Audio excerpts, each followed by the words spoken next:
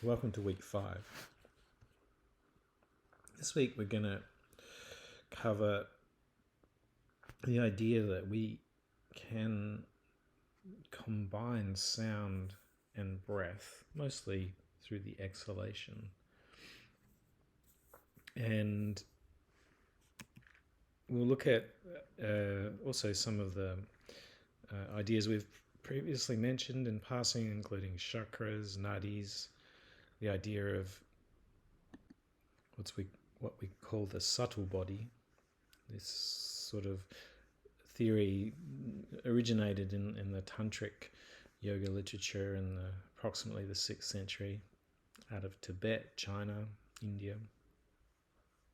And some of the techniques we'll be covering will include the ones that we make sound in the exhalation, including chanting and mantra, and also the practices that have specific names and techniques associated, japa and kirtan.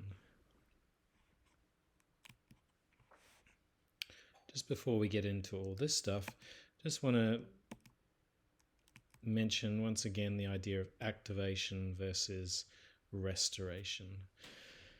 And for those of you who have watched or will watch the podcast that I'll put the link on in a minute, I think you'll see that there's a lot of scientific interest in this idea of regulation, bringing to balance, both stimulating the parasympathetic so it doesn't get too lazy, which it tends to do, and placating or calming the sympathetic or the fight and flight. And it also attests to the idea in stress science that we need stress. You can't actually survive very effectively and be very resilient if you have no stress in your life. There's some interesting studies that are mentioned in the podcast I'll show you in a second. And so the thing is, it's like, how is stress managed and how does it naturally resolve? If it doesn't resolve, then we get into problems. We get burnout. And if we go past burnout to the point where the parasympathetic becomes exhausted as well, then we get into states like chronic fatigue syndrome. So it's really important to understand that we should be activating our nervous system, particularly through exercise and also through, as we've talked a little about, these activation styles of breathwork. The more physically demanding ones, the Wim Hof, the Kapalbhati, the bellows breath, etc. And the hormones and neurotransmitters and effects are different. But again, it's all about balance. It's also about the environment that these practices are done in. We don't do activating practices when we are super stressed and triggered. We do them in a safe place with the idea that the nervous system is able to be regulated, and the teacher or facilitator will be inviting those things, inviting release, but inviting also to go into the stronger sensations, just like in the Wim Hof video that you've previously seen. Restoration practices are the ones we've done a lot of, these slower, calming practices. Often the deep, slow breathing. And this is very useful if you tend to go into activation in the nervous system a lot. This will tone up your parasympathetic system, and it's really through this activation, which sounds a paradox, but it's through the activation of the parasympathetic that the sympathetic slows down. It's like the brake. It's actually relatively difficult to slow the sympathetic down without the parasympathetic overlaying itself. Thus, if you, for example, have very rapid heart rate, this is the sympathetic system, because it's the one associated with survival above all else, as we've previously talked about in the stress response. And then it's this idea of regulation that the parasympathetic overlays and soothes and allows the resolution of stress and activation. And in general, how fast we breathe is the sympathetic activity. So a lot of the more activating practices have this faster breathing rate. And how deep we breathe is associated with this idea of activating the vagus and the parasympathetic toning or capacity. I made a little table here just to sort of summarize the stuff we've been doing over the last 4 or so weeks. It may not be completely complete, and feel free to add your own. And also, just because a practice is in one category doesn't mean it wouldn't necessarily fit into some others. It's really an individual experience. It depends on also the environment you're in, who's teaching it, how long you do it for, how competent or mechanically sound your technique is. But as a general guide, this could be useful. So this is the podcast I mentioned. This is not the same one as the breathing podcast previously mentioned from Huberman. This is a relatively new one, about 6 weeks ago. And Professor or Dr. Epel is a stress scientist. It's a fantastic podcast. It covers an enormous range of topics. Initially, they talk about eating and metabolism, but later on, they get into this idea of balancing stress, this idea of both you need the activating and the calming practices. And they specifically mention breath work, Wim Hof, sighing, etc. So I really strongly encourage you to, when you're on your next long drive, play the podcast. It will really help you guys understand some of these really important concepts that I've sort of themed this, at least the science of stress, inside these talks. Okay, so changing tack a little bit, talking about what's called the subtle body. Now, the subtle body is sort of the stuff that I guess Western science won't recognize, although I will try to provide you with some of the more recent integration between this more traditional ancient idea and the recent brain mapping studies. So chakras are these kind of concentrations of energy and functional nexi or complex interrelated structures inside the body where lots of things happen: glands, nerves, sensations, emotions. Now, most of the tantric system was written about in the tantric Buddhist writings, and in terms of things like colors and these ideas of sounds and etc., a lot of this was interpreted by Western writers in the 1800s, 1900s. So take it with, shall we say, a grain of salt. However, there is this increasing complexity as we go up the body. And the main reason I wanted to show you this is we will practice a chakra meditation in this week's techniques, which is a very nice breathing practice. And just if only just so you're aware of the names and the locations of the chakras. Particularly, it's something that a lot of people don't realize is the base chakra is not where the Mula Bandha practice that we've done before is. The chakra is located more at the base of the sacrum. And the other thing to notice is it's not always just in the front of the body. In fact, some of these drawings come from these ideas of subtle energy and subtle maps. And you can see here there's chakra points front and back. It's also representing the middle channel going up the body that I'll mention in a moment, but we have mentioned before, the Sushumna Nadi. So a nadi is a pathway, whereas a chakra is a kind of focal point. So energy moves around the body through nadis, and the nadis pass through chakras. And there are a number of the most important nadis for our purpose are the Ida, the feminine, the watery aspect, the left nostril part. The path goes through the left nostril and affects the right side of the brain, and the Pingala, which is more masculine energy, which goes through the right nostril. Hence this relationship between some of our nostril practices, left and right hemispheres. And the central one, the Sushumna Nadi. Interestingly enough, in Chinese medicine, there's also these ideas of central energy channels.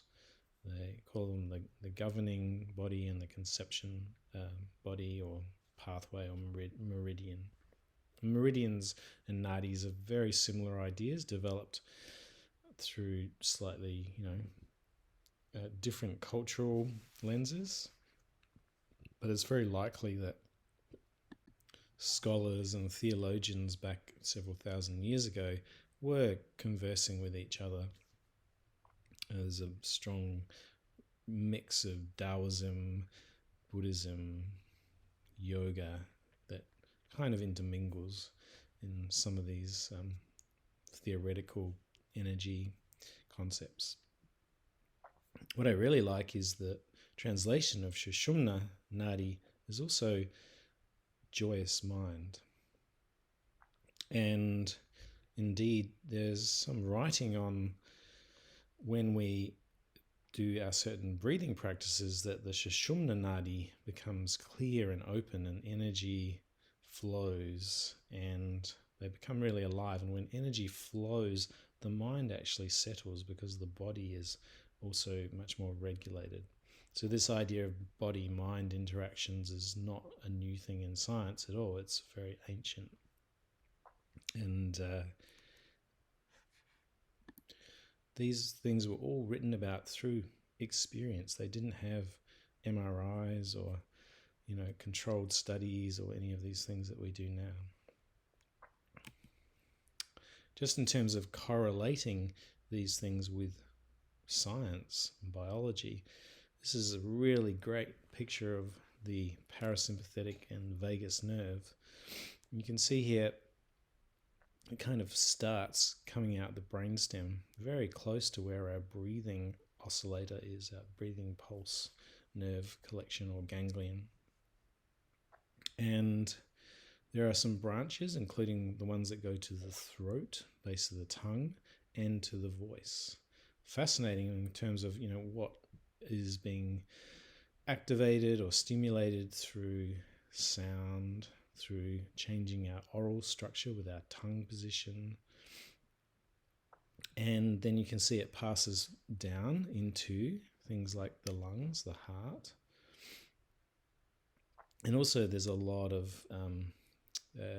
innovation into the guts. Now, it is important to remember, although I've mentioned this from top down, most of the signals are actually going from bottom up.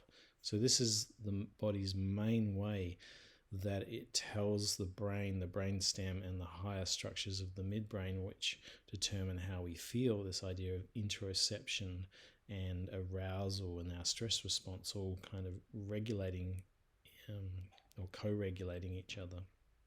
So the vagus nerve, 80 to 90% of its signal is body into brain.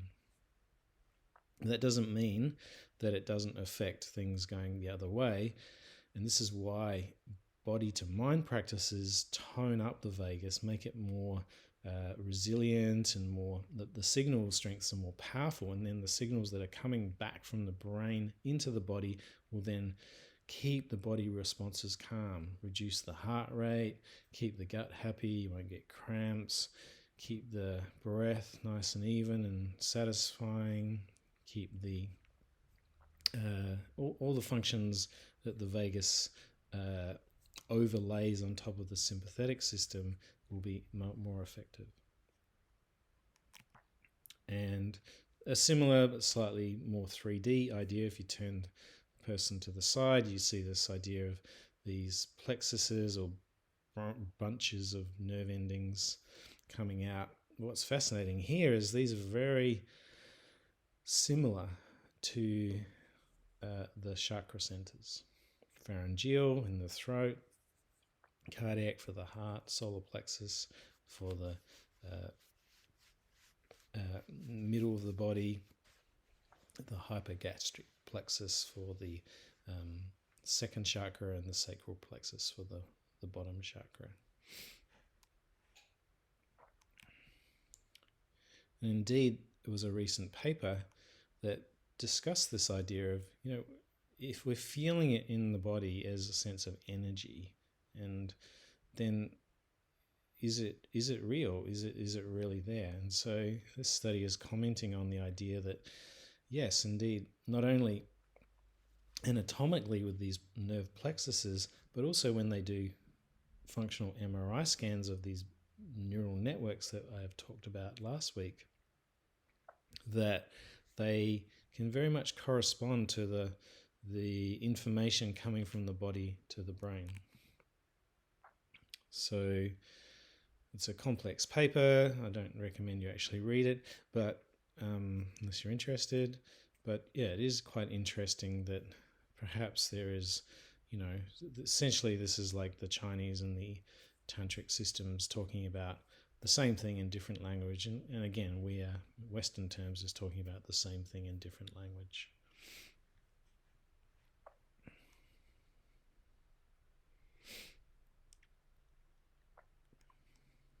And it's worthwhile noting that the lower chakras very much respond to vagal toning. So using our abdomen and our pelvic bowl and some of the Mula Bandha, Uddiyana Bandha can be very, very powerful for the vagus signals going back into the brain.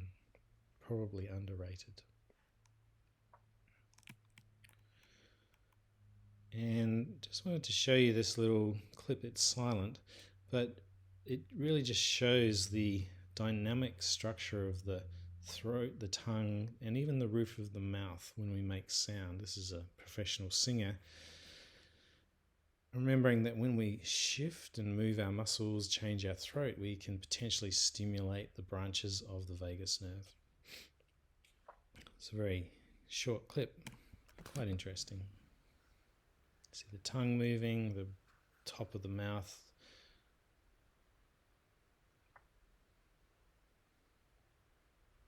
This is someone talking. And here we have someone breathing. You can see the diaphragm dropping. This is your voice box, which you may have never seen before. So again, just showing that, all the things that are happening that you feel, they're happening inside in quite a dynamic physical way. And partly through technique and breathing mechanics, and partly through awareness, we can kind of create increased skill and increased sensitivity to these experiences that can then improve this idea of this regulation in the higher functions of the mind and body.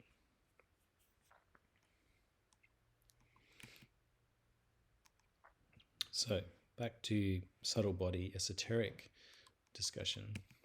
So in the bottom of the Sushumna Nadi, bottom of the pelvis, is said to reside a very powerful kind of energy called the Kundalini energy. And so when the Sushumna Nadi is opened, there's potential for this energy to rise, or Kundalini rising.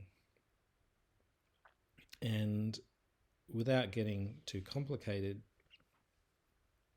it's considered, again, a very sort of advanced energetic state, a higher state of consciousness when this can happen in healthy ways.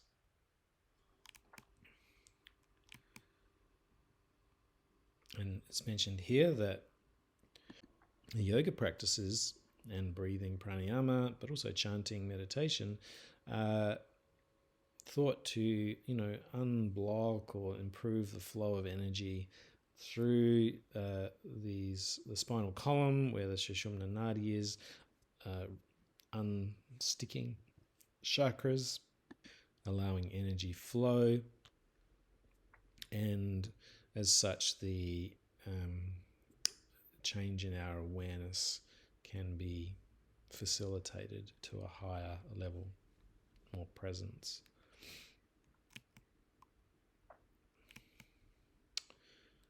Now, this state of higher energy or higher awareness is sometimes translated as Ananda or bliss. Some nice quotes here from Sri Maharaj. Wisdom is knowing I am nothing. Love is knowing I am everything. And between the two, my life moves. In non-duality, there is bliss. In duality, experience. So this idea of the ego dissolving, our mind and body becoming a whole, complete experience, and this idea of timelessness. It's also worth mentioning that these ideas of higher conscious states is not just part of the tantric and chakra literature and philosophy. It's actually older. And before those systems was what's called the Vedantic system. It's a very old, 5,000 plus years. It's the system that Sanskrit, the Indian language, original Indian language, came from. So Ananda translates as bliss. And in fact, there's a very famous 3-word saying called Sat Chit Ananda, or truth, consciousness, and bliss. And so, however, the Vedantic system strongly influenced this idea of the tantric. So the tantric is kind of like a more advanced, more detailed about what's going on in the body, if you like. This idea of higher states of consciousness, and with that, higher states of joy and pleasure.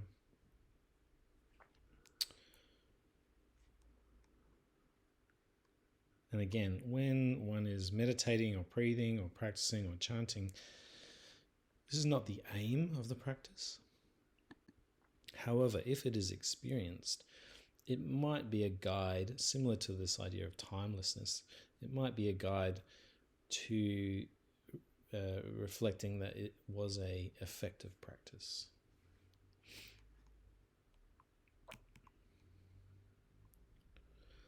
So, coming into this week's theme, majority of our practices today will be using transcendental sound and chanting. However, we'll also do a chakra meditation, a silent one. So, sound and breathing obviously tend to go together because we make sound, we make these particular types of sound during a prolonged exhalation. There's a long history, and you can take lots of courses just in sound yoga called Nada Yoga, in sound healing, which is when people often play Tibetan bowls and crystal bowls and lots of other interesting instruments in a very relaxed, sort of like Shavasana state. It's as old as time, it's as old as humans, like dance. It's part of all human societies. But there's been quite a resurgence of interest in sound and sound healing and transcendental sound.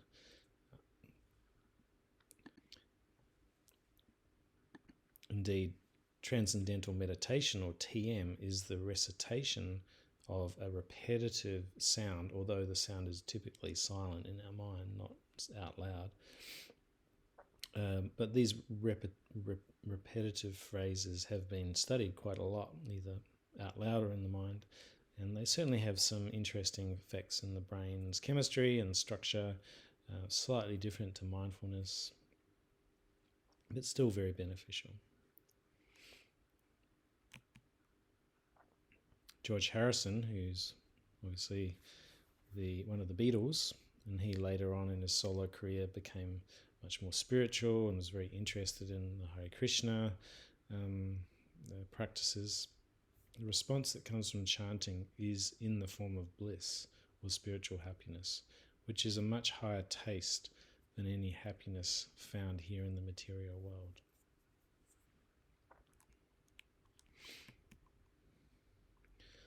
So mantra is the word that is repeated. And mantra translates in Sanskrit in terms of mind and freedom, or the vehicle for the mind's freedom. It's also vibratory, by the way. When we make a sound or we hum, there's a vibrational element, which is the primary energy of sound. And if we make the sounds in the Sanskrit language, it's an interesting language. It's probably the oldest language.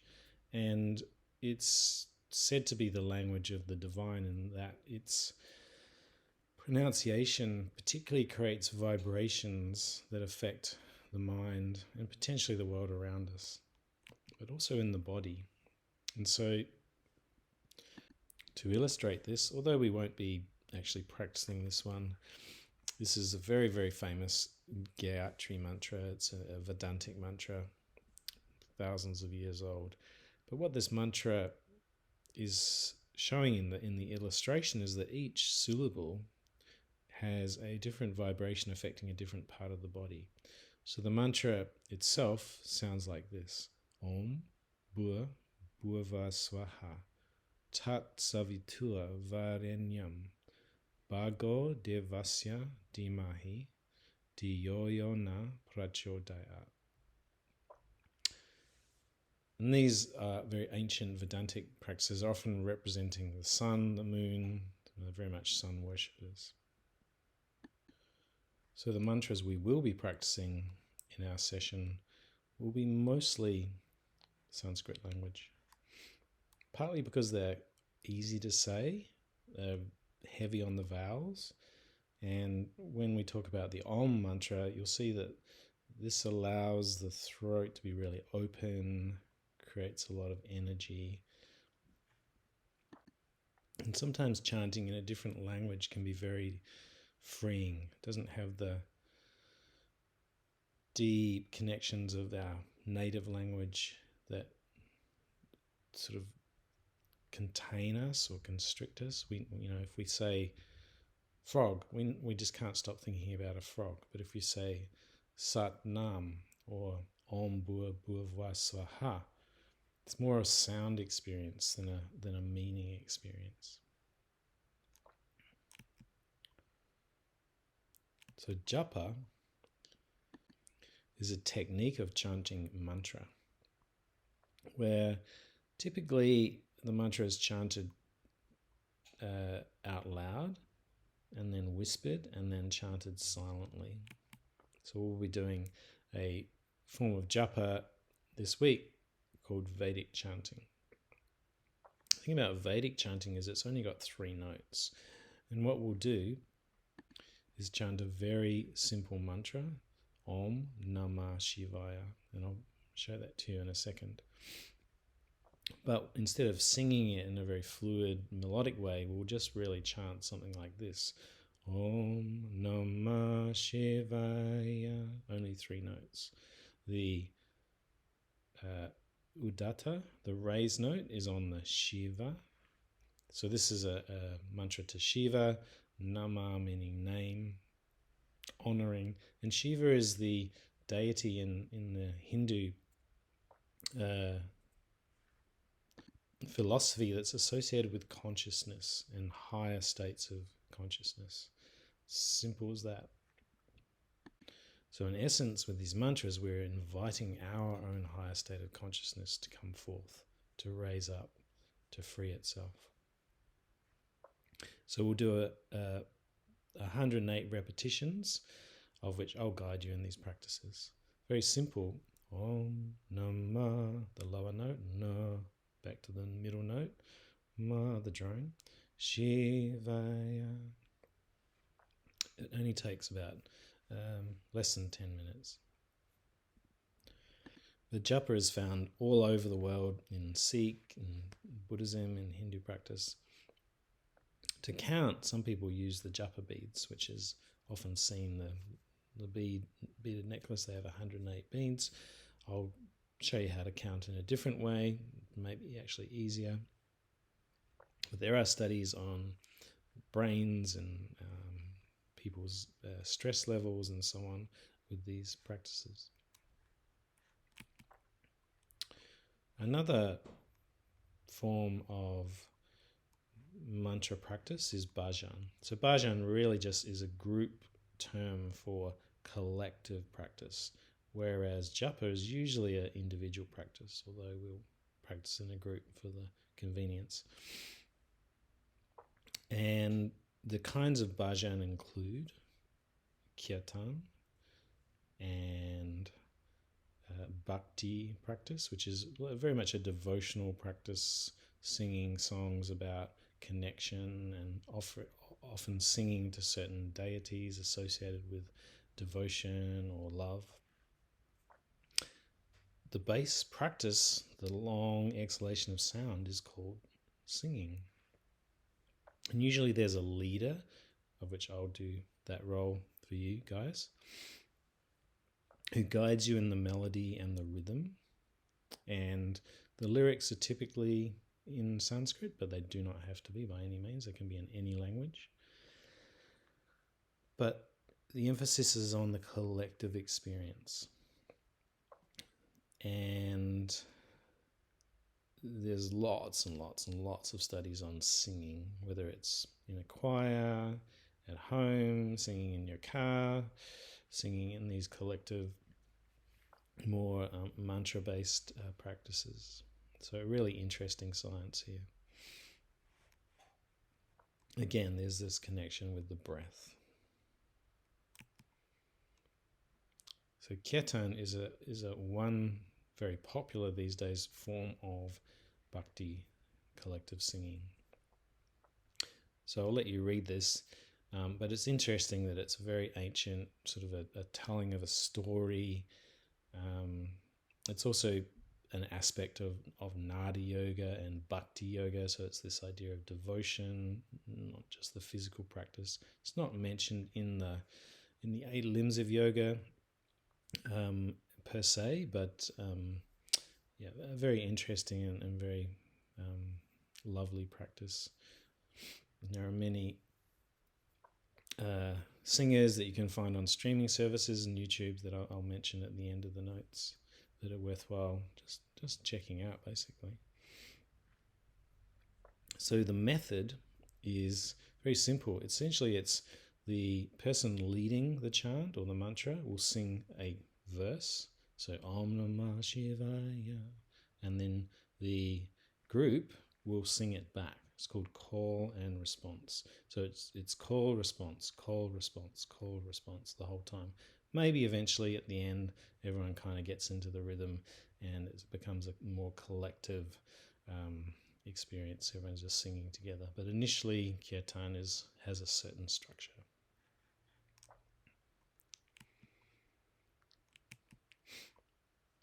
All of these practices, all mantras, all chanting, invoke this idea that the flow of breath is easy. It helps to balance and refine the breath, but it also invites Sushumna awakening, where the mind is clear and disconnects from the internal senses and is elevated into higher levels of presence.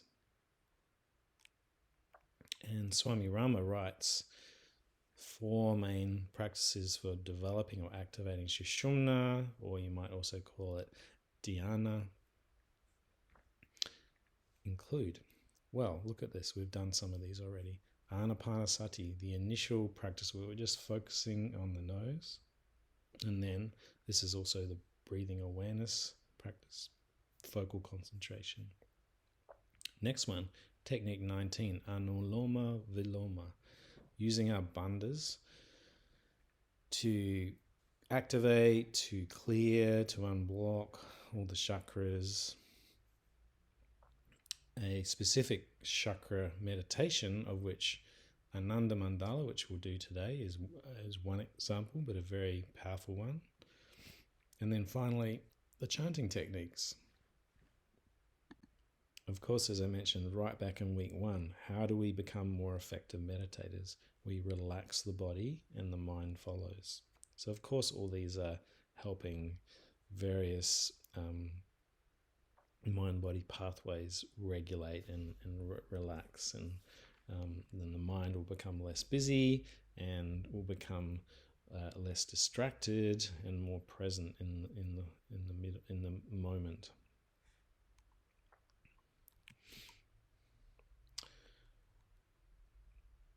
So our first mantra that we'll do is actually the Om mantra. Now, most of you will know this.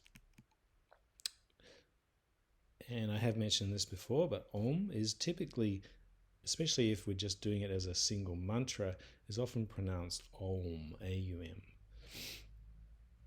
Partly because this has certain sound ramifications, which in the next slide will show you. What's cool is that Om represents life, death, the universe, and the sound of the Big Bang was also considered by the yogic sages to have to be Om, the universal sound. So we're going to do 21 repetitions, long Om. So it's a 3-part sound, Aum, but there's 4 sounds in Om. The 4th sound is the silence in between, just like the silence of pausing the breath. Aum. Aum. Silence in between. So you can have a read of this from Sadhguru. He's a very famous and renowned Indian sage. It's very worth reading because it really talks about where the sounds come from in the body are all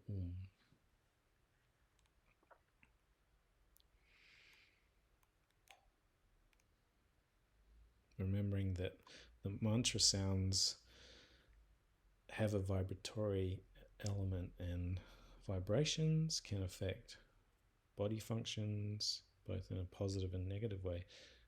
Vibrations are very powerful. This is why you can't go near a microwave tower, a phone tower, because the vibration of the phone signal is so powerful you can kill yourself. Why you don't put your finger in a socket, because the vibration of the energy of electricity is much, much, much, much faster than sound vibration, but it's still a waveform of energy. But when we find vibrations that are pleasant or beneficial, we can use them, and this is sound. This is mantra. So our second technique is Brahmari, humming bee breath. It's named after an Indian bee that hums. It's a very simple practice. There's a few little tricks that I'll show you on the day.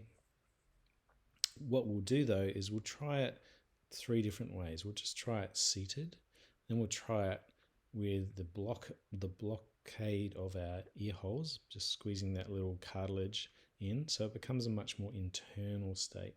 Sound will be louder.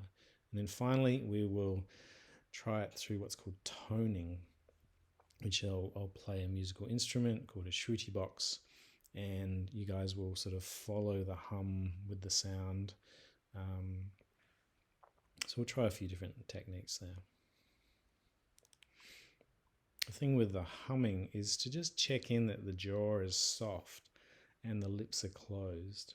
If the jaw is too tense, it'll be mostly in the teeth, which is a bit unpleasant. So we're trying to keep the throat open.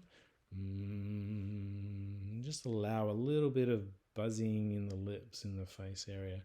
but the teeth are mostly apart. The tongue can be placed, as we've talked about, in the back of the upper teeth. And the note is generally one note, but you can change notes throughout the practice. Our next technique will be a silent mantra. So mantras are not always sounded out loud, but they are always repeated. So this is a slight variation on the traditional, it's called Satnam Kriya, which is a Kundalini technique. I'll explain it when we are in class, but it's incorporating mantra and movement and breath. It's a medium intensity practice. So our next practice will be the chakra practice, where we don't actually do any chanting, but it's a medium intensity practice designed to activate each chakra. So there are 7 rounds of breathing of about 2.5 minutes. And the pace is approximately in, out, in, out. Generally it's done seated. And the guide will be another teacher guiding you in terms of your pace and the timing. At the end of every round, there's a breath hold out, a suspension, and then a deep breath in and a retention just for a few seconds, and then the next round will continue. And the teacher will also guide you in terms of focusing on your chakras in these breath holds. So she'll say 1 is an inhale, 2 is an exhale, in general, counting the whole time. And then she'll say 2, which is when you hold your breath out, empty your lungs, focus on whichever chakra. And then 1, deep inhale, focus on the crown chakra. So in this breath holding, although it's not instructed in the recording, I would invite you to activate your bandhas, especially on the exhale.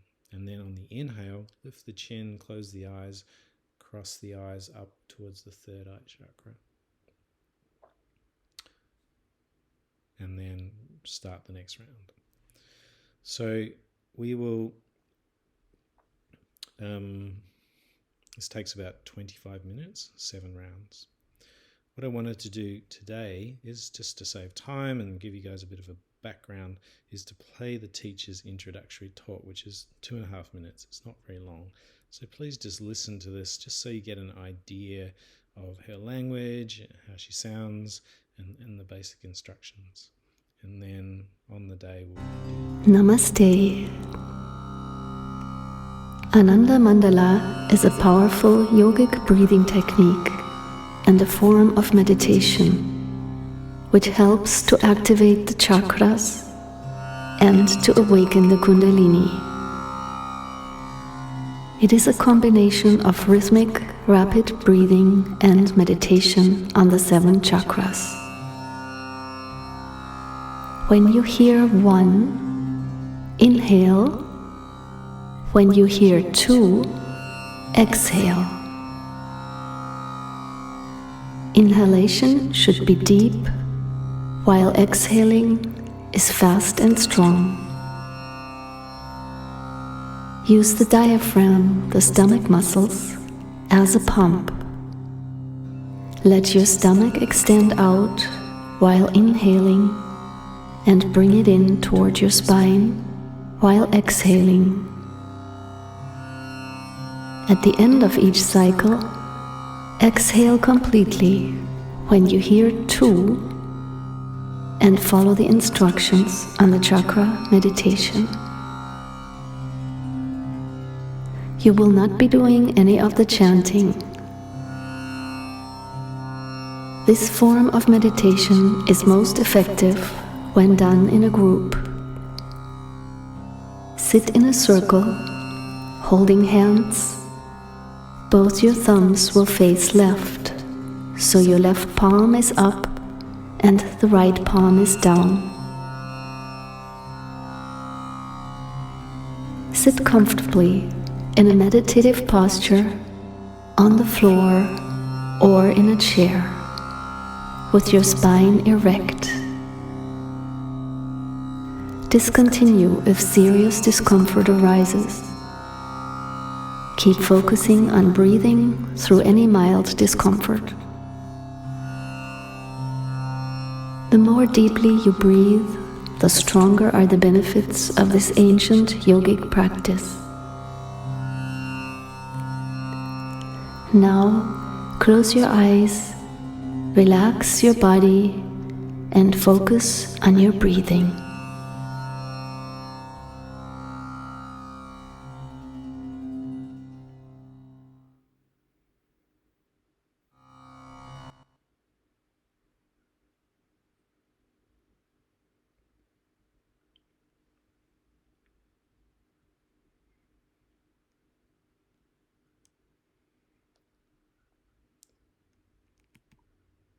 One thing I wanted to mention around the Ananda practice is that we won't be holding hands in our group for when we practice it.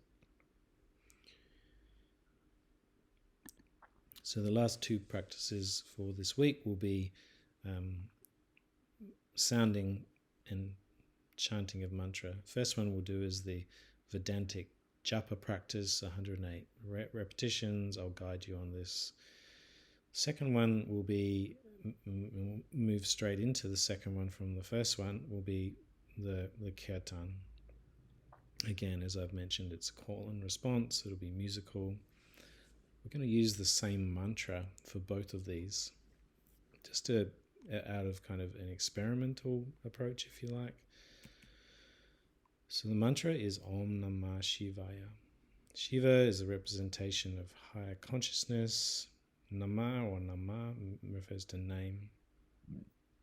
Also, in the syllables, there's extra meanings, if you like, as well as the vibratory experience and the focal meditative aspect of mantra practice, of repetition. So our lyrics are all variations of Namah Shivaya. We also will use the term Hari Om. Hari means celebrate. Om, we've talked about, is this idea of universal sound.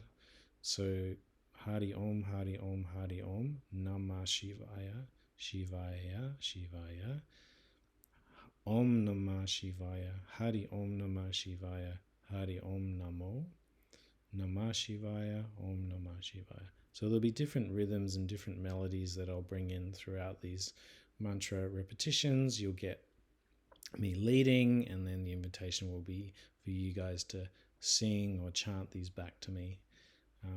It allows us to develop these things that were looked at in the singing slide of rhythm, lyrics, and melody.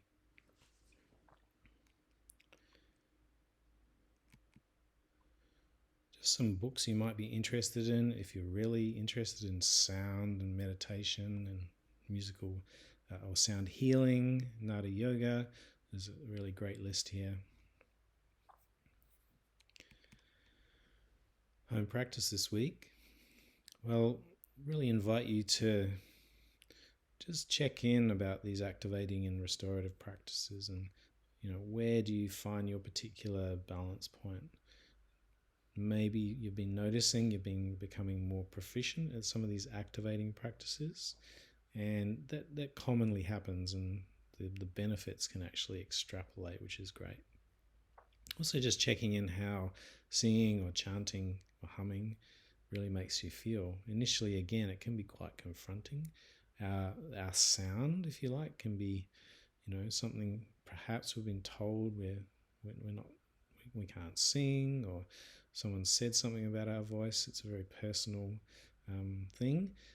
The invitation is, if you can breathe, you can make sound, and there's no judgment. Not about staying melodically accurate.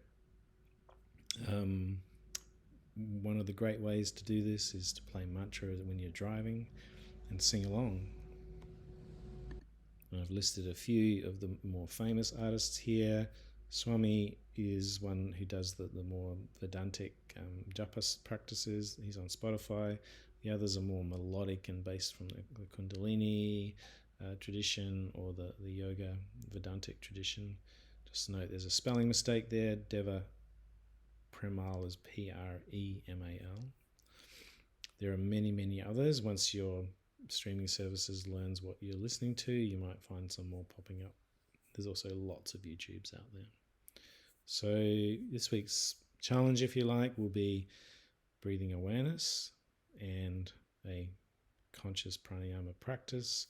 Maybe try some activating ones, or the Ananda practice, which I'll send you the link for, the pre-recorded guide, but also just spontaneously even see how some singing can benefit you.